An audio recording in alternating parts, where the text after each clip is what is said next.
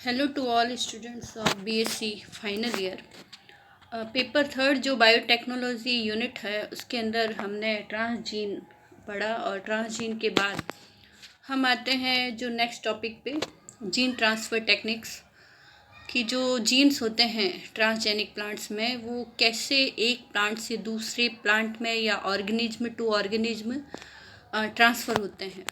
Okay, तो इसमें कुछ टेक्निक्स हैं, direct gene transfer through agrobacterium, ये सब आपको डिटेल में पढ़नी है और ये काफ़ी बड़ा टॉपिक है और आधी यूनिट कवर करता है। उसके बाद इंट्रोडक्शन में gene transfer is to transfer a gene from one DNA molecule to another DNA molecule. Okay, gene transfer में क्या होता है कि जो जीन है वो डीएनए के बने हैं और एक जो डीएनए मॉलिक्यूल होता है वो दूसरे जो जीन है वो एक डीएनए से दूसरे डीएनए में इंसर्ट होता है। The directed desirable gene transfer from one organism to another and the subsequent stable integration and expression of foreign gene into a genome is referred as genetic transformation। तो जो हमारा gene transfer है उसमें आपके लिखा है कि डिजायरेबल जीन, जिस जीन को हमें ट्रांसफ़र करना है एक ऑर्गेनिज्म से दूसरे ऑर्गेनिज्म में, उसके बाद सिर्फ ट्रांसफ़र ही नहीं करना है। ऐसा नहीं है कि हम कोशिका के अंदर डीएनए मॉलिक्यूल को, जीन को इंसर्ट करवा दें, उसके बाद उसका स्टेबल इंटीग्रेशन वो दूसरा जो जीन है वो अपने अंदर प्रवेश कर लेता है, इंटीग्रेशन हो जाता है और बाद में वो जो हमने जीन पहुंचाया है उसका एक्सप्रेशन होना भी उतना ही ज़रूरी है। वरना किसी काम का नहीं है कि अगर हम एक जीन को सेलेक्ट कर लेते हैं और किसी तरह उसको दूसरे ऑर्गेनिज्म में प्रवेश करवा देते हैं, लेकिन अगर वो वहाँ पे इंटीग्रेट नहीं होता है, मिलता नहीं है, कंबाइन नहीं होता है और उसके बाद अगर एक्सप्रेशन नहीं हो उसका, तो भी हमारी ये प्रोसेस किसी काम की नहीं होती। Okay, expression of foreign gene ये भी इसी जीन ट्रांसफ़र में इंक्लूड होता है, is referred at genetic transformation. Transient transformation occur when DNA is not integrated into host genome. Transient जो ट्रांसफॉर्मेशन होता है उसमें डीएनए जो है होस्ट जीनोम के अंदर इंटीग्रेट नहीं होता है। स्टेबल जो transformation occur when DNA is integrated into host genome, जब डीएनए इंटीग्रेट हो जाता है होस्ट जीनोम में और उसके बाद इनहेरिटेड मतलब नेक्स्ट जनरेशन जो है उसके अंदर भी वो स्टेबल हो जाता है, तो उसको हम कहते हैं stable transformation. The transferred gene is known as transgene. जिस जीन को हमने एक ऑर्गेनिज्म से दूसरे ऑर्गेनिज्म में ट्रांसफ़र किया उसको ट्रांसजीन कहते हैं। और ये जो ऑर्गेनिज्म जो डेवलप हुआ है जीन ट्रांसफ़र के बाद उसको हम ट्रांसजेनिक कहते हैं। ये हम पढ़ चुके हैं। वैसे मेथड ऑफ जीन ट्रांसफ़र में नेचुरल मेथड है और एक जो लैब में हम आर्टिफिशियल मेथड जिनको कह सकते हैं। तो नेचुरल मेथड्स वो मेथड्स हैं जहाँ पर डीएनए को हम वेक्टर में इंसर्ट कर देते हैं या किसी और वेक्टर में वो अपने आप उस जीन को इन्फेक्ट करता है या उसके अंदर प्रवेश करता है। तो नेचुरल मेथड्स हैं जैसे कॉन्जुगेशन है, संयुग्मन, जो बैक्टीरिया में संयुग्मन की प्रोसेस होती है। दूसरा नेचुरल मेथड है बैक्टीरियल ट्रांसफॉर्मेशन। ये हमने बैक्टीरियल ट्रांसफॉर्मेशन कहाँ पे पढ़ा था? जब ग्रिफिथ का हमने जो प्रयोग देखा था वहाँ पर था ट्रांसफॉर्मेशन। रेट्रोवायरल ट्रांसडक्शन, रेट्रोवायरल जो वायरस होते हैं जो बैक्टीरिया को इन्फेक्ट करते हैं या जो आरएनए ले जाते हैं, ओके, और आरएनए से डीएनए में बदलते हैं, तो इस तरह से भी ट्रांसडक्शन भी हो सकता है थ्रू वायरस। और चौथा जो है सबसे इम्पॉर्टेंट इसके अंदर है एग्रोबैक्टीरियम मीडिएटेड ट्रांसफ़र। ये क्वेश्चन पिछली बार भी पूछा गया है। किस प्रकार से होता है एग्रोबैक्टीरियम, क्या चीज़ होती है, क्या चीज़ है जो लेके जाती है। तो ये 3-4 नेचुरल मेथड हैं जिसमें से एग्रोबैक्टीरियम इम्पॉर्टेंट है, बाकी की हम थोड़ा थोड़ा पढ़ेंगे। और आर्टिफिशियल जो मेथड्स हैं जो लैब में हम अप्लाई करने की कोशिश करते हैं प्रेरित करके, तो उसके अंदर देखिए फिजिकल मेथड्स हैं जिसमें माइक्रो इंजेक्शंस यूज़ किए जाते हैं, बायोलिस्टिक ट्रांसफॉर्मेशन किसी चीज़ में बंद करके, और बायोलिस्टिक इलेक्ट्रिक गन टाइप, और केमिकल मेथड्स हैं कुछ, DNA transfer by calcium phosphate method, liposome mediated transfer, ये सब केमिकल मेथड है, केमिकल यूज़ किए जाते हैं। और जो इलेक्ट्रिक मेथड है जिसमें कोशिका को जनरली शॉक दिए जाते हैं, इलेक्ट्रिक शॉक, जिससे उनकी जो सेल मेम्ब्रेन है वो ओपन हो जाती है और डीएनए अंदर एंटर कर जाता है, इसको इलेक्ट्रोपोरेशन कहते हैं। तो ये मेथड्स भी आपको क्वेश्चन में पूछे जाते हैं, क्या किस प्रकार से प्रोसेस है, क्या इसके लाभ है, क्या है हानियां हैं इन मेथड्स की, तो ये सब आपको डिटेल में पढ़ना है। ओके, उसके बाद हम थोड़ा सा कॉन्जुगेशन देख रहे हैं। कॉन्जुगेशन आपने जो बैक्टीरिया में लैंगिक जनन होता है जिसमें आपने एक विधि पढ़ी है जिसके अंदर 2 बैक्टीरियल सेल होती है और उसके बीच में एक कॉन्जुगेशन ट्यूब बन जाती है, और जो प्लाज्मिड है जिसको एफ फैक्टर भी कहा जाता है, वो या तो रेप्लिकेट होके या ये खुद होकर दूसरे में ट्रांसफ़र हो जाता है। तो ये नेचुरल मेथड है, उनके बीच में नेचुरली पाया जाता है, 2 बैक्टीरियल सेल के बीच में ये प्रोसेस होती है। ओके, तो इसमें हम अपना अगर प्लाज्मिड में अपना जीन इंसर्ट करवाएं तो वो यहाँ पर नेचुरली पहुँच जाता है दूसरी सेल में, इसको कॉन्जुगेशन कहते हैं। Require the presence of special plasmid called the F plasmid. Plasmid क्या होता है ये आपको बार बार बताने की जरूरत नहीं है।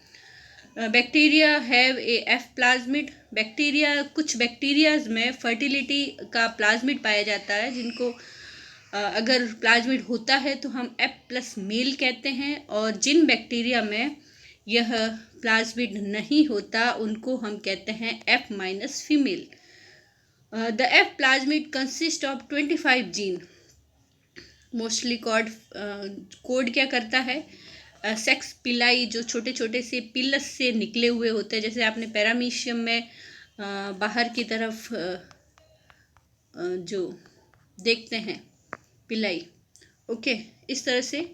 तो ये जिसमें एफ फैक्टर होता है उस बैक्टीरिया के चारों तरफ पिलाई निकले होते हैं, जिसमें नहीं होता है उसमें बाहर कोशिका भित्ति पर कुछ नहीं होता। तो ये इसके अंदर डिफ्रेंशिएट करने का एक तरीका है। A conjugation event occur when the male cell extend his sex pili and one attach to female. तो कॉन्जुगेशन कब होता है, एक एफ प्लस मेल जिसको कहते हैं और F minus female. Okay, F plus में क्या होता है कि इसका मेन डीएनए तो ये है, इसके साथ छोटा सा एक प्लाज्मिड होता है जिसको एफ प्लाज्मिड कहते हैं, जो एक्स्ट्रा डीएनए होता है। ओके, इनके बीच में ट्यूब बनती है, इसमें भी इसका मेन तो है लेकिन इसमें एफ फैक्टर नहीं है। यह प्लाज्मिड इस ट्यूब से इसमें जब एंट्री कर जाता है, अब इस एफ प्लाज्मिड की वजह से इस पर कुछ एक्स्ट्रा सेल मेम्ब्रेन पर पिलर से निकले हुए होते हैं। अब जब ये यहाँ एंटर कर जाएगा तो ये भी एफ प्लस हो जाएगा, ठीक है। तो इस तरह का जिसमें नेचुरली एक बैक्टीरिया से दूसरी बैक्टीरिया में जीन पहुँचाए जा सकते हैं, तो इसका यूज़ किया जाता है कभी कभी। The conjugation event occur when the male cell extend his sex pili and one attached to the female. The attached pilus is contemporary cytoplasmic bridge through which the replicate F plasmid is transferred from male to female. हमने कहा कि जो दो cell के बीच में एक bridge सा बनता है जिसको कॉन्जुगेशन ट्यूब भी कहा जाता है, इसको कहते हैं साइटोप्लाज्मिक ब्रिज, जिससे एफ दूसरे में प्रवेश करता है। When transfer is complete result is 2 male cell. जब ये एक प्लाज्मिड रेप्लिकेट होकर दूसरे में पहुंच जाता है तो दोनों जो सेल है वो as a male cell consider की जाती है।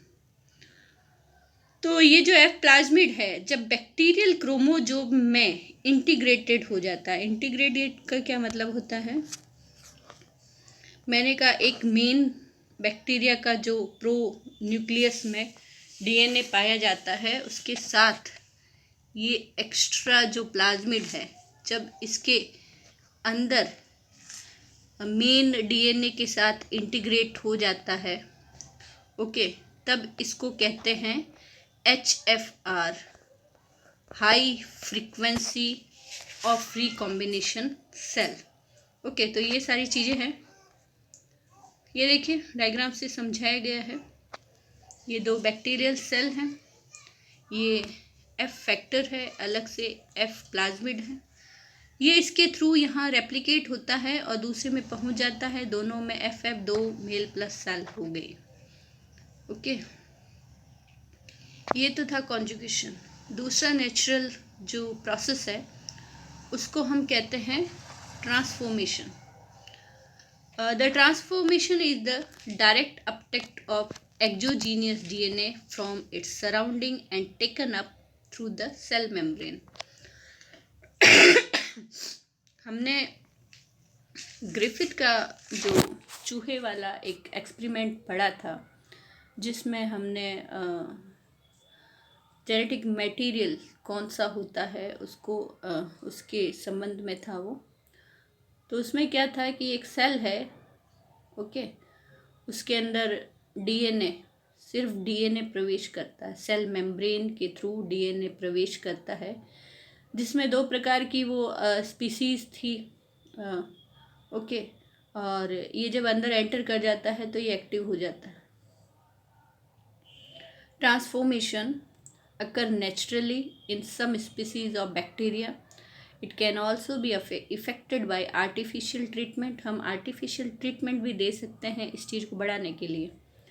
ओके, अगर cell have undergone the this treatment, अगर सेल इसको अंदर ले लेती है डीएनए को, तो ये जो सेल्स होते हैं इनको कॉम्पिटेंट कहा जाता है। ओके, इस चीज़ को कॉम्पिटेंसी कहा जाता है कि अगर वो बाहर के डीएनए को अपने अंदर ले ले और एक्सप्रेस कर दे उसको। Any DNA that is not integrated, अगर डीएनए को अपने अंदर नहीं लेती है, इंसर्ट नहीं करती है, तो डीएनए डिग्रेड हो जाता है, ख़त्म कर दिया जाता है साइटोप्लाज्म के अंदर। देखिए इसके अंदर दो बैक्टीरियल सेल है, इसमें कोई ट्यूब वगैरह नहीं बनी है, ये सेल मेम्ब्रेन के थ्रू डीएनए एंटर कर रहा है और इस बिल्कुल आराम से इसके मेन डीएनए में ये जो टुकड़ा है डीएनए का वो एंटर कर गया है। इस प्रोसेस को ट्रांसफॉर्मेशन कहा जाता है। और हमेशा ये नहीं होता है, कोई कोई सेल ही किसी दूसरे डीएनए को ले सकती है, इंटीग्रेट कर सकती है। तीसरी जो है प्रोसेस वो उसको कहते हैं ट्रांसडक्शन। ट्रांसडक्शन कहाँ होता है, जो वायरस है, थर्ड टाइप वायरस, एक एनिमल वायरस, एक प्लांट वायरस, उसके बाद तीसरा है बैक्टीरियोफेज, जो बैक्टीरिया को, ओके, जो बैक्टीरिया को इन्फेक्ट करते हैं उनको बैक्टीरियोफेज कहते हैं। हिंदू में जीवाणु भोजी जिनको कहा जाता है।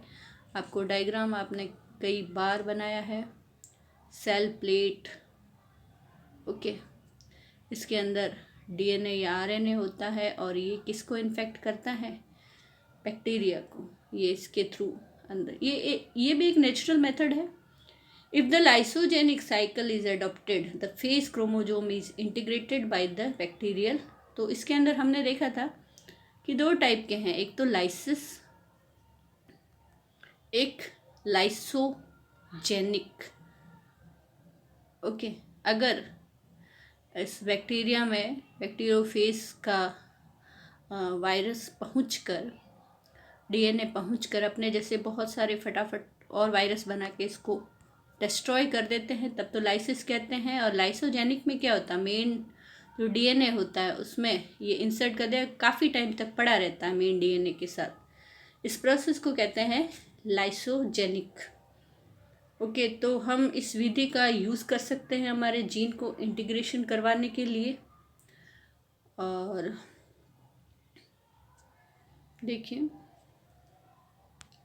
यहाँ पर